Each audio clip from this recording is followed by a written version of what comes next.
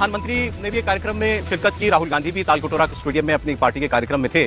प्रधानमंत्री ने कहा कि मुझे जो भी जिम्मेदारी जब भी मिली, मैंने हमेशा संविधान के दायरे में उसको निभाया। कभी मैंने अपनी सीमाएं, अपनी मर्यादाएं नहीं लांघी। इशारों में कहना चाहिए, इससे ज्यादा कहना ठीक नहीं है। अब वो क्या बात इशारों में कह रहे थे और क्या नहीं कही, इस पर हम लोग बात करेंगे। और राहुल गांधी ने कल ये क्लियर कर दिया कि उनका जो स्टैंड लोकसभा चुनाव के दौरान रहा था, जो उनके मुद्दे थे, जाति जनगणना, देश के अंदर जातिगत सर्वे, एक्सरे, वो उस पर अभी भी कायम है। कल भी उन्होंने ये बात कही थी।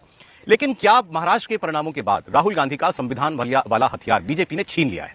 2024 के लोकसभा चुनाव में इतनी जबरदस्त बीजेपी को पटखनी देने के बाद, सीटें इतनी कम कर देने के बाद, कांग्रेस पार्टी को, राहुल गांधी को जो ऐसा लग रहा था कि ब्रह्मास्त्र मिल गया है, अब उसको भी एक किस्म से को-ऑप्ट कर लिया नरेंद्र मोदी ने। कल संविधान दिवस पर देश की हर ग्राम पंचायत के अंदर संविधान दिवस का कार्यक्रम मनाया गया। संविधान जितना राहुल गांधी ने किया होगा पिछले कुछ महीनों के अंदर, अब भारतीय जनता पार्टी उससे ज्यादा करने जा रही है। तो क्या राहुल गांधी के हाथ से उनका यह आखिरी अस्त्र शस्त्र वो भी छूटने जा रहा है? इसकी हम लोग बात करेंगे। और दूसरी बड़ी बात कि इन चुनाव के परिणामों का इंडिया ब्लॉक के ऊपर क्या असर पड़ने वाला है। ममता बनर्जी जो पहले ही कभी हाँ कभी ना के मूड में रहती थी गठबंधन के अंदर, अब उनके नेताओं ने खुलकर कहना शुरू किया। अब समय आ गया है कि इंडिया गठबंधन में सर्वमान्य नेता के तौर पर ममता बनर्जी को स्वीकार कर लें सभी लोग, खासकर कांग्रेस पार्टी, क्योंकि और कोई ऐसा नेता नहीं है जो पूरे देश में नेतृत्व दे सकता हो इस गठबंधन को बीजेपी के खिलाफ। लेकिन पहले आपको सुननी चाहिए कल प्रधानमंत्री ने जो बात कही और राहुल गांधी ने जो मुद्दे कल एक बार फिर उठाए। इसी कालखंड में आपातकाल जैसा समय भी आया और हमारे संविधान ने लोकतंत्र के सामने आई इस चुनौती का भी सामना किया। हमारा संविधान देश की हर जरूरत, हर अपेक्षा पर खरा उतरा है। संविधान से मिली इस शक्ति की वजह से ही आज जम्मू कश्मीर में भी बाबा साहब का संविधान पूरी तरह लागू हुआ है। आज वहां पहली बार संविधान दिवस मनाया गया है। मैं संविधान ने मुझे जो काम दिया है, मैंने उसी मर्यादा में रहने का प्रयास किया है। मैंने कोई एंक्रोचमेंट की कोशिश नहीं की है, क्योंकि संविधान ने मुझे वो काम कहा, इसलिए मैंने अपनी मर्यादाओं को संभालते हुए अपनी बात को रखा है। यहां तो इशारा ही करना होता है, ज्यादा कुछ कहने की जरूरत नहीं होती है। ये हिंदुस्तान का संविधान है। मैं आपको गारंटी देकर कह रहा हूं कि नरेंद्र मोदी जी ने इस किताब को नहीं पढ़ा है, क्योंकि अगर नरेंद्र मोदी जी ने यह किताब पढ़ी होती तो वो जो रोज करते हैं वो नहीं करते। इसको हम संविधान कहते हैं और इसको किताब का फॉर्म दे रखा है, मगर ये एक किताब नहीं है। ये हिंदुस्तान की हजारों साल की सोच है। राहुल गांधी ने एक नई बात कहनी शुरू की है महाराष्ट्र के चुनाव में। तब से उन्होंने कहा कि मैं गारंटी के साथ कह सकता हूं प्रधानमंत्री ने कभी संविधान पढ़ा नहीं है, नहीं तो वो इस तरीके का आचरण नहीं करते जिस तरीके से वो काम करते हैं। और प्रधानमंत्री शायद ये कहना चाह रहे थे कि मैंने मर्यादाओं में हमेशा काम किया, कभी अतिक्रमण नहीं किया, कि ये संविधान करने वाली पार्टी नहीं देश के अंदर इमरजेंसी लगाई थी और उस वक्त संविधान को भी बदल दिया था। लेकिन राहुल गांधी जो ये किताब लहराते हैं, क्या इसकी एक्सपायरी डेट आ गई? किताब की नहीं, लेकिन इस तरीके की। त्रिपाठी जी देखिए सौरभ जी, मुझे लगता है कि राहुल गांधी ने अगर ये किताब पढ़ भी ली है, हालांकि मुझे अभी पूरा भरोसा है कि उन्होंने अभी तक पढ़ी नहीं है, लेकिन अगर पढ़ भी ली है तो उन्होंने 2014 के बाद नरेंद्र मोदी के सत्ता में आने के बाद मजबूरी में पढ़ना शुरू किया। क्योंकि जब तक 2004 से 14 तक सत्ता थी, तब तक तो संविधान को कुछ मानते नहीं थे। अपने घर में बैठ के जो सुबह डाइनिंग टेबल पर लिख देते थे, जो उनकी मम्मी मान लेती थी, तो मम्मी और बेटे की कुल मिला के संविधान की पूरी समीक्षा थी। अब मैं ये कह रहा हूं तो कुछ लोगों को लगेगा कि मैं इस तरह की बात कर रहा हूं। भाई अगर संविधान पढ़ा होता तो जहां हम लोग विजय चौक पर खड़े हैं, यहीं से बगल में प्रेस क्लब ऑफ इंडिया है, वहां राहुल गांधी जाकर अध्यादेश को फाड़ते क्या? आप जरा सोचिए, अगर संविधान पढ़ा होता तो क्या अध्यादेश फाड़ते? नंबर 1। नंबर 2, क्या सोनिया गांधी देश के चुने हुए प्रधानमंत्री, क्योंकि जनता अपना प्रतिनिधि चुनती है, प्रतिनिधि मिलकर एक अपना नेता चुनते हैं, वो नेता प्रधानमंत्री बनता है एक नंबर के बाद, 272 के बाद, तो क्या सोनिया गांधी उसके ऊपर एक एक्स्ट्रा कॉन्स्टिट्यूशनल अथॉरिटी के तौर पर बैठी? तो ये मां बेटे दोनों संविधान का अपमान करते रहे, इसमें कहीं कोई संदेह नहीं। और नरेंद्र मोदी जी क्या कह रहे हैं, किस हवाले से कह रहे हैं, सोनिया गांधी जी को कह रहे हैं, राहुल गांधी जी को कह रहे हैं, मुझे नहीं पता है, लेकिन ये दो ऐसे वाकये हैं जिसका बार बार इस देश में उदाहरण देना चाहिए। अब प्रधानमंत्री नरेंद्र मोदी की बात, चाहे गांधीनगर में उनसे लगातार पूछताछ होती रही हो 8-8 घंटे 9-9 घंटे, या उसके अलावा भी 2002, 2003, 2000 मतलब एक तरह से कहेंगे जब तक वो मुख्यमंत्री रहे, संविधान को लेकर तब भी नरेंद्र मोदी की धारणा यही थी, और कम से कम ये तो हर कोई कहेगा ना कि हर नया सीजीआई आता था तो वो कहते थे अब नरेंद्र मोदी पर ये लगाम लगा देगा। नए सीजीआई जैसे ही आते थे तो जनता उम्मीद से हो जाती थी। कौन सी जनता? वो राहुल गांधी के समर्थक वाली जनता। तो कम से कम न्यायपालिका पर या किसी ऐसी जगह पर नरेंद्र मोदी ने एक्स्ट्रा कॉन्स्टिट्यूशनल करने की कोशिश नहीं की, और देश को भी ये बात ध्यान में रखनी चाहिए। एक्सपायरी की बात जहां तक है तो एक्सपायरी तो चुनाव के समय में समझ में आ गई थी, जब संविधान बांटना था और नोटबुक बना दिया उसे। आप सोचिए ना, देश में किसी का ये साहस हो सकता है?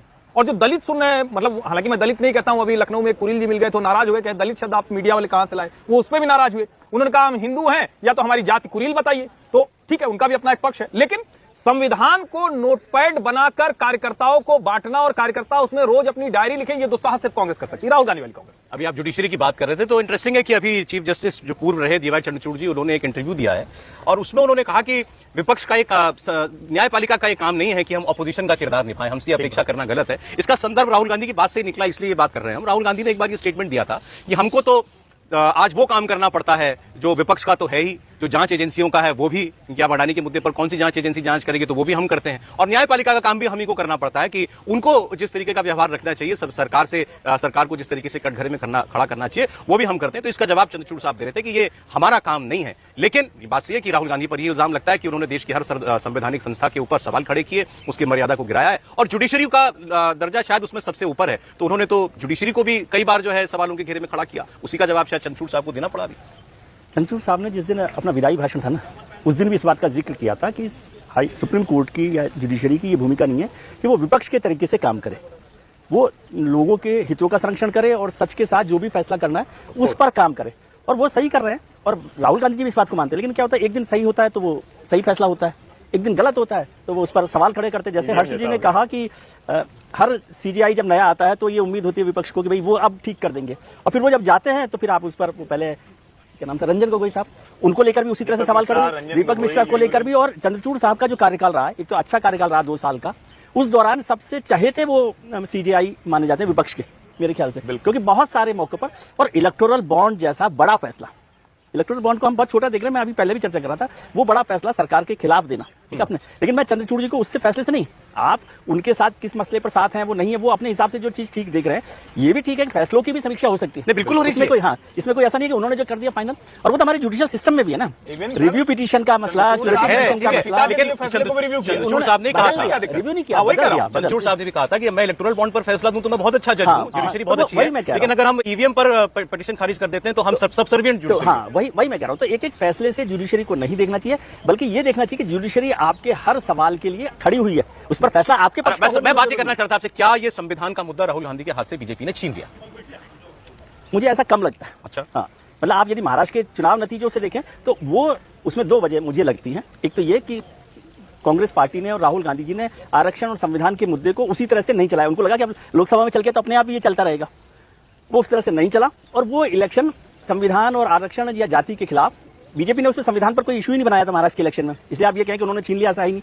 वो दूसरे प्लेटफॉर्म पर चुनाव लड़ रही थी, बीजेपी ने या एनडीए ने संविधान को लेकर कोई चुनाव नहीं लड़ा। इसलिए ये कहना कि राहुल गांधी, भले वो राहुल गांधी हार गए हो, कांग्रेस हार गई हो, विपक्ष हार गया हो, लेकिन विपक्ष के संविधान और जो नैरेटिव है उनका जातिगत जनगणना का, उस इशू को लेकर बीजेपी ने कोई कार्ड खेला हो या उस पर खड़े हुए हो, वो ऐसा नहीं लगता। चुनाव नतीजे उनके पास आए हैं, वो दूसरे बहुत सारे कारण है, और ये ऐसा बड़ा कारण है संविधान और जातिगत आरक्षण और जातिगत जनगणना, जो आप उसको बहुत जल्दी उससे पीछा नहीं छुड़ा सकते, चुनाव नतीजे कुछ भी नहीं। लेकिन अब राहुल गांधी उसी तरीके से वो संविधान की कॉपी लहरा रहे हैं, तो आपके पास कहने के लिए कोई बात होनी चाहिए ना, कन्वे करने के लिए कोई मैसेज तो होना चाहिए। हाँ, मैसेज होना संविधान विरोधी है, संविधान विरोधी है, तो कहने से नहीं चलेगा। कल प्रधानमंत्री ने आधी बात कही, लेकिन लोग समझ गए, वो कहना चाह रहे थे भाई मैंने कब संविधान के खिलाफ काम किया, जिन्होंने संविधान को तोड़ा था, या संविधान में कितनी बार परिवर्तन किस पार्टी ने किया। बैगेज उनके पास इतना बड़ा है ना, राहुल गांधी के पास बैगेज इतना बड़ा है संविधान विरोध का कि उससे निकलना थोड़ा सा उनके लिए मुश्किल है। अगर राहुल गांधी कहना चाहते हैं कि भाई प्रधानमंत्री नरेंद्र मोदी 2014 से जब सत्ता में आए और 2024 तक कई बार संविधान को उन्होंने तोड़ा या बदलने की कोशिश की है, तो राहुल गांधी को सिलसिलेवार बताना चाहिए कि केंद्र सरकार ने मोदी के नेतृत्व में कब कब संविधान के साथ खिलवाड़ किया है।